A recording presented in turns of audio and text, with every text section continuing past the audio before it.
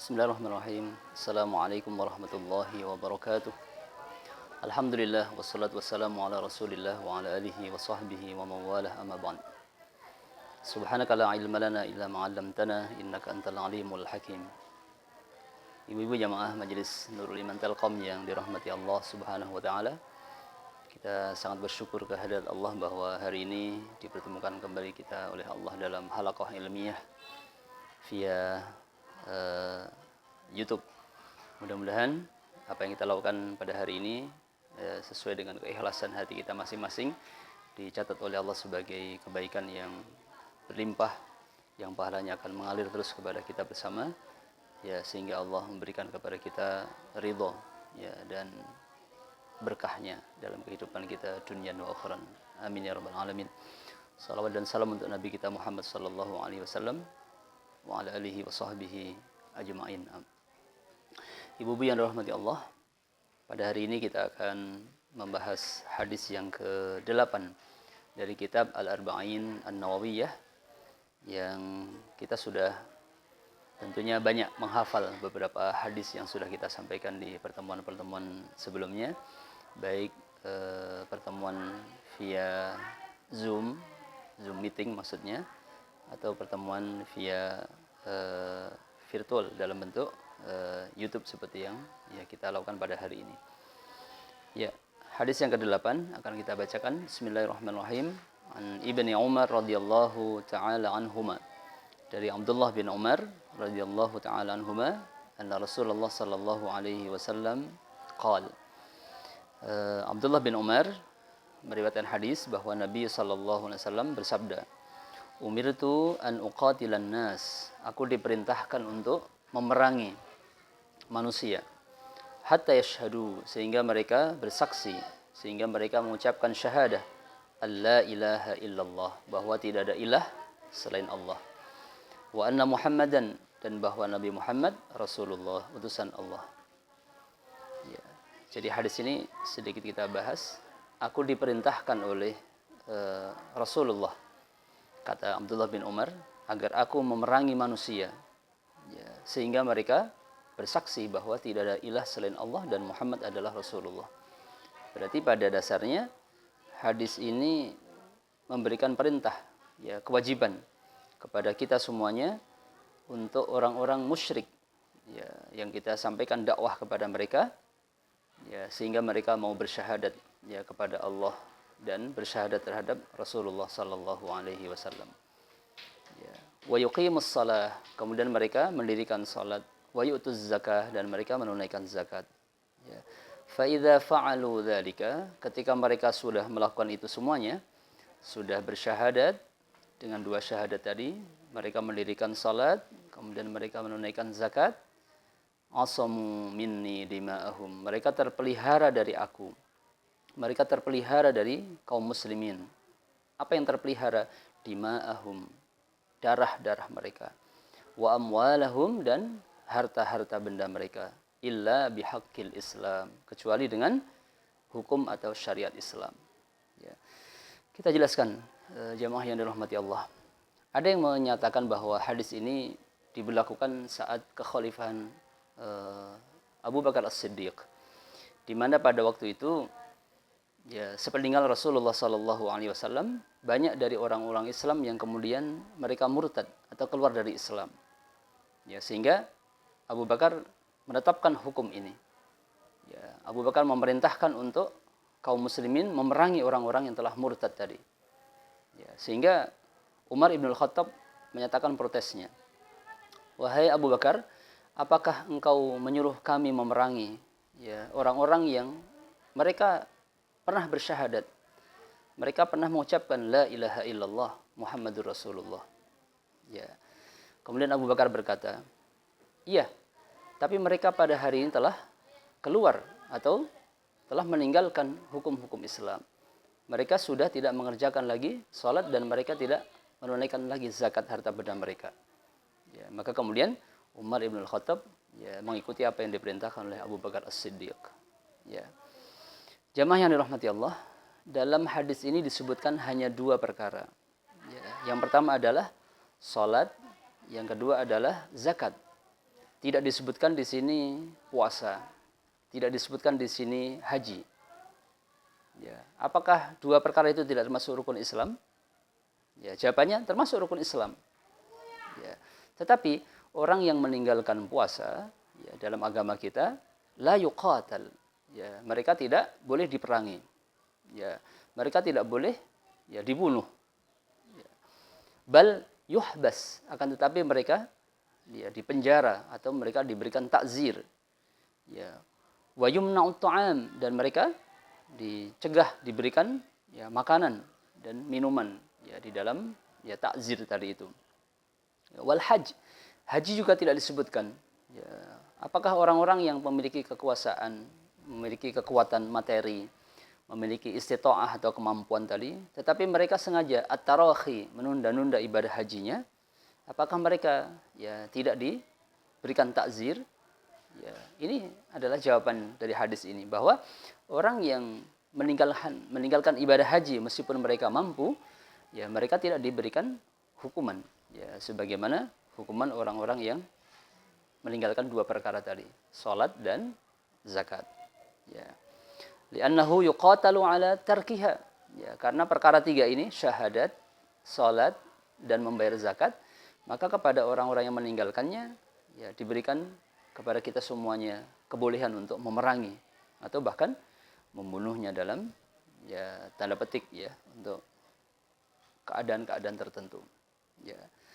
Kemudian berikutnya, illa bihaqqil Islam, kecuali dengan hak Islam. Maksudnya ketika seseorang sudah mengucapkan asyhadu an la ilaha illallah wa asyhadu anna muhammadar rasulullah, lalu mereka telah mendirikan salat, mereka juga menunaikan zakat, ya, maka mereka terpelihara dari ya kaum muslimin ya sesuai dengan syariat agama kita, harta dan darah-darah mereka, nyawa mereka terlindungi oleh Islam. Artinya mereka tidak boleh diperangi lagi. Mereka terjaga, harta benda mereka dilindungi, hak mereka terhadap harta dihormati.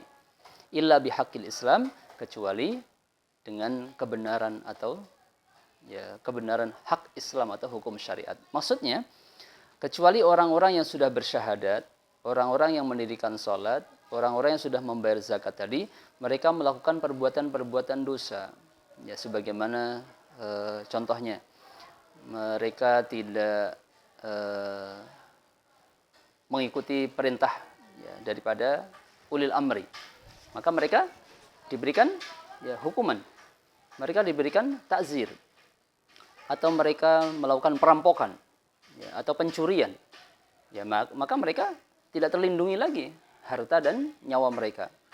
Ya, maka diperbolehkan kepada kita semuanya untuk memerangi orang-orang yang melakukan hal-hal tadi, meskipun mereka bersyahadat, meskipun mereka menunaikan salat, ya meskipun mereka membayar zakat harta benda mereka, ya atau mereka menunda-nunda membayar hutang, ya padahal mereka mampu, maka harta mereka tidak terlindungi lagi dari syariat Islam, ya bahkan harta mereka harus diambil, ya dijarah untuk membayar hutang mereka kepada orang-orang yang telah berpiutang ya kepada mereka semuanya. Kemudian hadis yang terakhir ditutup wa hisabuhum 'alallah, ya tapi hisab mereka, ya perhitungan mereka ada di sisi Allah Subhanahu wa taala. Dalam tafsir daripada kitab Arba'in Nawawiyah disebutkan, man ata bi syahadataini, siapa yang telah menunaikan dua syahadat, alla ilaha illallah wa anna muhammadar rasulullah, wa aqamas shalah, dia mendirikan salat, wa ataz zakah, dan mereka membayar zakat, usima damuhu wa maluhu, maka dia terpelihara darah atau nyawa dan harta bendanya. Summa in kana fa'ala dzalika, kemudian jika mereka melakukan hal itu biniyatin khassah, biniyatin khalisah, salihah, dengan niat yang bersih, dengan niat yang baik, fahuwa mu'min, dia termasuk orang-orang yang sudah memiliki syarat ya sebagai orang yang mukmin. Ya, dia adalah orang yang telah memiliki keimanan yang sesungguhnya. Wa in kana fi'luhu taqiyatan wa khaufan, namun apabila dia melakukannya hanya semata-mata untuk menjaga diri, karena dia tinggal di negeri muslim, kalau tidak mengucapkan syahadat, kalau tidak mendirikan salat, kalau tidak membayar zakat, mereka akan terancam harta dan nyawa mereka. Itu namanya taqiyah. Ya, dia untuk menjaga dirinya. Wa khaufan minas saif, dan dia takut dari hukuman pedang atau dibunuh tadi. Kal munafik, sebagaimana orang-orang yang munafik. Ya, bagaimana orang yang seperti itu? Maka urusan hati yang tidak zahir, yang tidak nampak inilah yang dimaksud dalam hadis Nabi itu, fahisabuhu 'ala Allah. Maka perhitungan untuk orang-orang yang seperti itu kita serahkan kepada Allah Subhanahu wa taala. Ya, wa huwa mutawaqqan. Ya, karena Allah Subhanahu wa taala yang Maha mengetahui as-sarair, ya, terhadap rahasia-rahasia hati seseorang yang melakukan hal itu. Wa kadzalika man shalla bi ghairil wudu, begitu pula halnya seperti orang yang salat ya tidak sempurna wudunya. Au ghuslan minal janabah, atau dia tidak sempurna dari mandi janabahnya. Ya, au akala fi baitihi, atau dia makan di rumahnya. Wadda'a annahu shaim, dan dia mengaku ketika keluar dari rumahnya bahwa dia adalah orang yang berpuasa. Ya, summa yuqbalu minhu. Ya, maka orang yang seperti ini diterima Islamnya, diterima keimanannya. Tetapi ingat, hisabuhu 'ala Allah. Allah Subhanahu wa taala yang berhak memberikan hisab terhadap mereka. Karena hal seperti ini tidak terdeteksi dengan ya kasat mata kita. Kita tidak tahu kepada orang yang sekarang ada di masjid sedang sholat, apakah wudhu dia tadi itu sempurna atau tidak. Atau dia sudah mandi janabah atau tidak sesudah dia junub tadi. Ya, atau ketika di bulan suci Ramadan, kita bertemu seseorang di masjid atau di halaqah. Ya, dia mengaku berpuasa, padahal tadi dia sudah makan di rumahnya ya, di siang hari Ramadan. Maka orang seperti ini tidak diperangi, tidak dibunuh. Karena memang tidak nampak dalam kasat mata kita. Orang yang seperti ini, hisabuhu 'ala Allah, perhitungan mereka ada di sisi Allah Subhanahu wa taala. Jamaah yang dirahmati Allah Subhanahu wa taala, sehingga sebagai konklusi daripada hadis yang ke-8 yang kita baca ini, maksud hadis ini adalah filosofinya bukan berarti hari ini kita diperbolehkan dengan berdasar hadis ini, umirtu an uqatilan nas hatta yashhadu alla ilaha illallah wa anna muhammadar rasulullah. Aku diperintahkan untuk memerangi, untuk membunuh manusia sehingga mereka mengucapkan la ilaha illallah muhammadur rasulullah. Kemudian berkala hadis ini kita melakukan sweeping di jalan raya. Kita hentikan semua mobil, kita hentikan semua orang yang berjalan, kita tanya, apakah kau bersyahadat alla ilaha illallah wa anna muhammadar rasulullah? Ataukah apakah engkau mendirikan salat dan membayar zakat? Kalau tidak, maka saya perangi, saya bunuh engkau. Ya, tentu tidak seperti ini. Ya, karena aplikasi hadis ini adalah ya di saat Abu Bakar As-Siddiq ya berdasar pada riwayat hadis yang sudah kita sampaikan tadi itu. Kemudian kesimpulan yang kedua, bahwa seseorang ya boleh menilai orang lain tetapi dalam hal-hal yang terkait dengan urusan yang nampak saja. Urusan-urusan yang tidak nampak, ya, yang tidak terlihat oleh mata kita, seperti tadi itu, perbuatan orang-orang munafik, maka kita menyerahkan hisab mereka, perhitungan untuk perbuatan mereka adalah kepada Allah Subhanahu wa taala. Ya, kemudian yang ketiga, wajibnya menjaga hak-hak orang muslim, ya, utamanya hak terhadap harta benda, hak terhadap nyawa mereka. Ketika orang sudah menyatakan la ilaha illallah Muhammadur Rasulullah, dia mendirikan salat dan menunaikan zakat, mereka terpelihara harta mereka dan nyawa mereka ya dari tadi hukum diperbolehkannya memerangi dan membunuh ya orang-orang yang tidak melakukan tiga hal tadi itu. Ya, kemudian kesimpulan yang terakhir adalah bahwa Allah Subhanahu wa taala memberikan kepada kita hukum seperti ini tentunya adalah sebagai pembeda ya, yang mana yang ya menjadi muslim yang sesungguhnya, yang mana yang menjadi mukmin yang sesungguhnya, apa syarat menjadi orang mukmin, apa syarat menjadi orang yang muslim itu. Mudah-mudahan Allah Subhanahu wa taala memberikan kepada kita keimanan ya, kemudian keteguhan hati dalam memegang keimanan tadi itu ya, dengan cara menjalankan semua perintah syariat Islam yang dengannya kita akan terpelihara dari hukum Allah ya di muka bumi ini maupun hukum Allah nanti di yaumil qiyamah. Ya, amin ya rabbal alamin. Subhanakallahumma bihamdika asyhadu an la ilaha illa anta astaghfiruka wa atubu ilaik. Wassalamualaikum warahmatullahi wabarakatuh.